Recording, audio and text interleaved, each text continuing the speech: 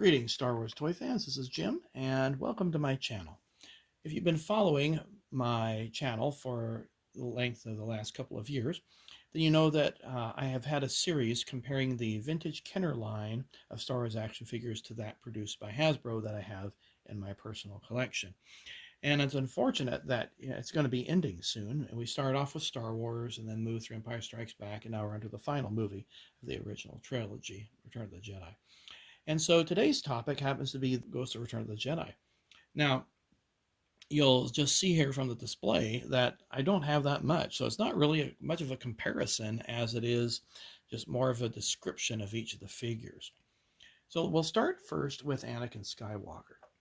Now, Anakin is one of three figures that I got as a kid from the original Power of the Force line. I was a senior in high school in '85, and so this figure, collecting figures was not a high priority of mine, although I wish in the back of my mind I wanted it to be. Maybe some of you are in the same boat. But nonetheless, I sent in my proof of purchase seals and got this figure. And it's a decent figure. You know, it looks like the actor, and it has 5 points for articulation, just like every Kenner one does. The arms move up and down really nicely. He doesn't fully sit. Oops. There we go. Get him off the floor. And he sits kind of at an angle, but not that you'd probably want him to sit. And as you can see there from the copyright date there, 1985. So this isn't a Stan Solo reproduction.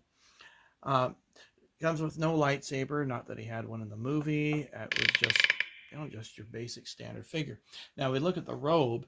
Could they have done cloth like they did with the Emperor's Royal Guard? Perhaps. I don't know. But they pretty much made the Emperor the same in this bulky plastic, same as the Imperial Dignitary. Now, I do happen to have one Anakin version that Hasbro has produced. This came out in 1998 as part of their flashback series. So it came with this little flashback card, and you can see 1998 there, and you pull it down, and there's the kid. So we didn't have Hayden Christensen quite yet because this came out several years before. He has a lightsaber. Now, I don't recall Anakin having a lightsaber in Return of the Jedi, but maybe I missed something. And he has this vinyl cape that can remove, I suppose, if you need it to, but that will prevent him from sitting, especially with this vinyl cape here. But the legs do move for whatever it's worth, and the waist rotates. Again, I think it's a pretty good likeness to the original actor, although those faces are different. I think this one's closer, but that's just my opinion. And he holds the lightsaber really well. And so with that, I think we're good to go. Now, if you look at the bottom of the feet, this is one of the ones that I've widened. I widened both of those. And I did a whole tutorial on how to do that. If you don't want to alter your figures, don't. But I like to integrate mine on my display stands and with the vintage ships. So I ended up widening the holes. Well, let's move on to two Stan Solo figures. We have the Ghost of Ben and we have the Ghost of Yoda. Now, I don't have any ghosts from Hasbro. They never really appealed to me, but I like the vintage look and I love what Stan Solo does. So looking at the Ben, let's just do a close-up here of both of these figures, and then you guys can make the final call. The plastic material is identical to Kenner. I would not know the difference just by a touch, just by touching it. There is a little minute difference here in the robe, but this has been Kenobi. It can be its own figure. It doesn't have to be an identical sculpt to that.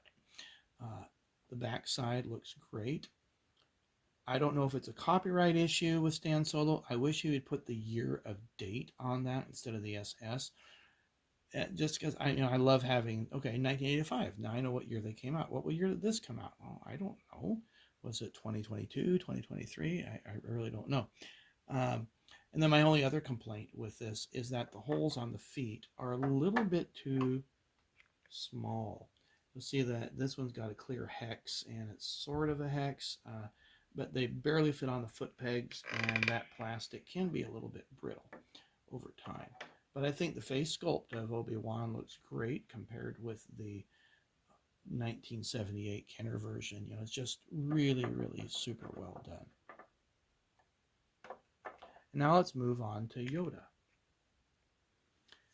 When I look back through time, and I think about what Kenner could have produced.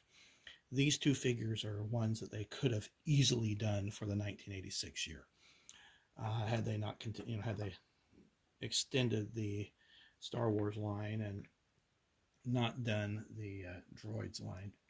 But here we have the Yoda, and we'll put my vintage 1980 Yoda there. And let's do a close-up so you can just kind of compare. Looking at the head sculpt, I mean, they're incredibly similar. This one may look just a little more detailed just because it's a little more glossy or plastic as opposed to that one there.